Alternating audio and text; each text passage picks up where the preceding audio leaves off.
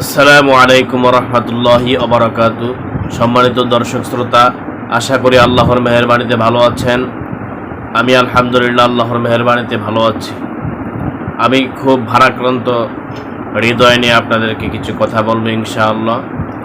সবচেয়ে বেশি খারাপ লাগে, সবচেয়ে বেশি কষ্ট লাগে যখন একজন মানুষ সে তার রবকে, খালেককে অস্বীকার করে।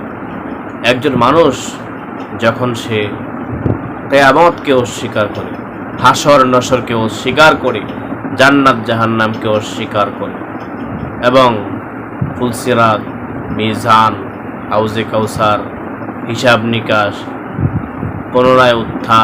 পুনরুত্থান বাআস, কবরের আযাব, আম্বিয়া কেরাম, কিতাবাদি, আসমানি কিতাবাদি, রসুলগণ এবং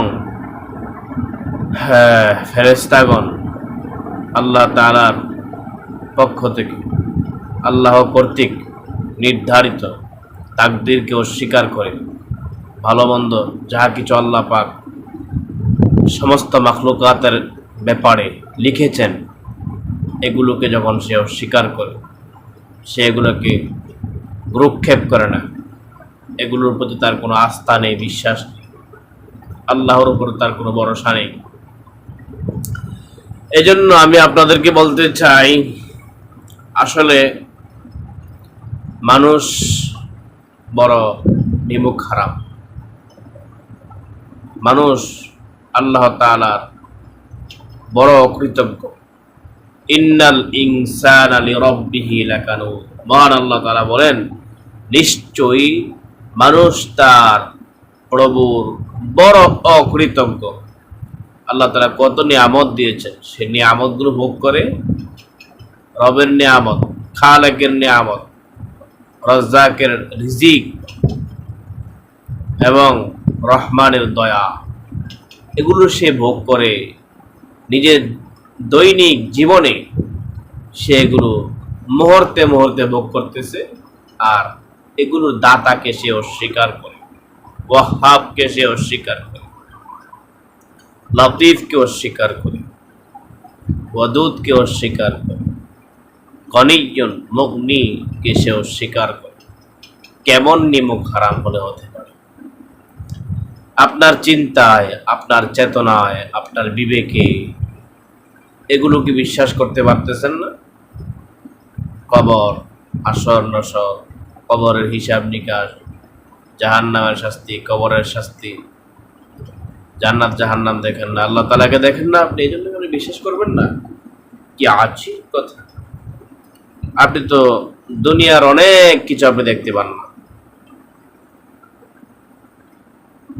হ্যাঁ, বহুত কিছু আপনি দেখেন না, অথচ এগুলো আছে। এই জন্য কি এগুলো মিথ্যা হয়ে গিয়েছে? যেমন আপনাকে আমি সাধারণভাবে একটা জিনিস দেখাচ্ছি। এই যে আমার কাছে যে তেলটি আছে, এই তেলের মধ্যে অনেক কিছু দিয়ে, অনেক উপাদান দিয়ে লেখা আছে, অনেক উপাদান দিয়ে এই তেলটিকে তৈরি করা হয়েছে। আপনি ঢালাওভাবে বাকি সব কিছুকে অস্বীকার করে আপনি বলে দিলেন যে এখানে শুধু পানি আছে। আপনি কেমন পাগল হলে এই কথাটা বলবেন? কিন্তু আপনি দেখেননি এখানে কি কি জিনিস মিক্স করা হয়েছে, আপনি দেখেননি, কিন্তু আপনাকে মানতে হবে, মেনে নিতে হবে। এজন্য বলি, প্রিয় ভাই, প্রিয় বোন, আম্বিয়া কেরামগণকে, রসুলগণকে আল্লাহ তাআলা অদৃশ্যের বিষয়গুলো মানুষকে জানায় দেওয়ার জন্যই প্রেরণ করেছেন।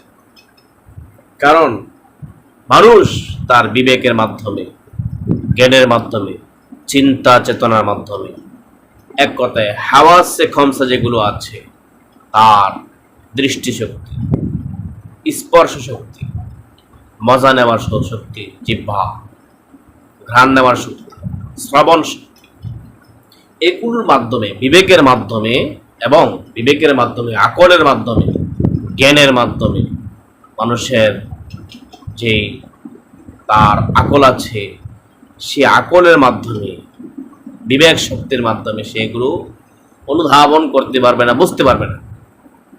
ভাইয়েরা আমার, প্রিয় বোন, আপনাদেরকে বলছি, মানুষ খুব দুর্বল। আল্লাহ তাআলা বলেন, ওয়া খুলিকাল ইনসানু দাঈফা,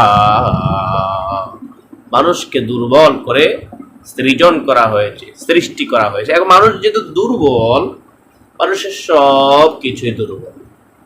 মানুষের বিবেক দুর্বল, দৃষ্টিশক্তি দুর্বল, শ্রবণ শক্তি দুর্বল, ঘ্রাণ নেওয়ার শক্তি দুর্বল, মজা নেওয়ার শক্তি দুর্বল, ধরার শক্তি, মানুষের শারীরিক শক্তি দুর্বল। মানুষ এই দুর্বল বস্তুগুলোর মাধ্যমে সে বিশাল পরকালীন বিষয়গুলোকে, গায়েবী বিষয়গুলোকে, অদৃশ্য বিষয়গুলোকে সে অনুধাবন করতে পারবে না, বুঝতে পারবে না। এই জন্য আল্লাহ তাআলা নবীগণকে পাঠিয়েছে। মানুষ যদি বুঝতো সবকিছু বিবেকের মাধ্যমে, চোখের মাধ্যমে সবকিছু দেখতে পেত, কবরের আযাব দেখতে পেত, কবরের আযাব শুনতে পেত, এবং মানুষ যদি আল্লাহ তাআলাকে সরাসরি দেখতে পেত, আল্লাহ তাআলা যদি সেই ব্যবস্থাপনা করতেন, দয়াময় আল্লাহ তাআলা এগুলোর ইন্তজাম যদি করে দিতেন, তাহলে নবীগণকে আল্লাহ পাক পাঠাইতেন না। যেহেতু মানুষকে সে ব্যবস্থা করে দেননি, পরীক্ষার জায়গা, এভাবে আল্লাহ তাআলা পরীক্ষা করবেন নবীগণকে পাঠানোর মাধ্যমে। নবীগণ নাবাউন, সংবাদ দেওয়ার পরেও, রসুলগণ রিসালাতের দায়িত্ব আদায় করার পরেও মানুষের কাছে তাওহীদের বাণী, উলুহিয়তের কথা, ইসলামের কথা, শরীয়তের কথা, দ্বীন ইসলামের কথা, কোরআনের কথা, হাদিসের কথাগুলো, আখিরাতের বিষয়ের বর্ণনা, জান্নাত জাহান্নামের বর্ণনা মানুষকে দেওয়ার পরেও যারা মানছে তারা সফল, তারা মুফলিহুন, তারা ফাইজুন। আর যারা মানেনি, যারা গ্রহণ করেনি, বিশ্বাস করেনি, তারা খাসিরুন, তারা খাসিরাত দুনিয়া ওয়াল আখিরাহ, যালিকা হুয়াল খুসরানুল মুবিন। দুনিয়াও শেষ, এদের আখিরাতও শেষ, উভয় জাহান তাদের বরবাদ হয়ে যাবে। এটাই স্পষ্ট একটা ক্ষতিগ্রস্ত ভাইরা আমার। এই জন্য আপনি মানতে হবে, বুঝতে হবে, আপনি ইয়াকিন করতে হবে, অন্তরে ধারণ করতে হবে, লালন করতে হবে, পালন করতে হবে। আল্লাহ তাআলা আমাদের সবাইকে গায়বী সব বিষয়গুলো, যেগুলোর উপরে আল্লাহ এবং তার রসূল বিশ্বাস করতে বলেছেন, সেগুলোর উপরে আমাদের সবার বিশ্বাস, ঈমান, আকীদা মজবুত করে দিন। আমিন।